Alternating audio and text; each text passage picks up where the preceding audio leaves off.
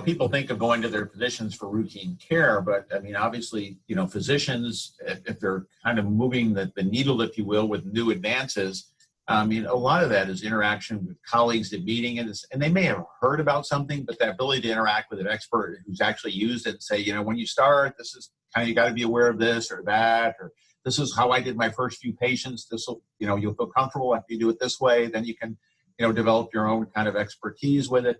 That it's really hard to replace that, whether it's Zoom meetings or you name it, just, that interchange between colleagues, or even the interchange, as you said, kind of research-wise, even if it's not something that's kind of ready yet, just to say, oh, wow, you're doing research there, I'm doing this, maybe we could get together. That's really gone. So I know, like, I'll just take our own example. I mean, we have research we're doing with folks in different areas of the country, but what we're doing now is what we were doing before. I mean, so that interaction, we haven't, really kind of said, oh, normally by now would be, okay, now we're doing something new as well. As time goes on, that component's not there. So I think, I think the other areas in medicine, it's not just epilepsy, but basically everything non-COVID related, if you will, is kind of on the back burner right now, right? Across the board in research. So all that's going to be delayed, a year and a half. I mean, it's all kind of on the back burner a little bit, unfortunately.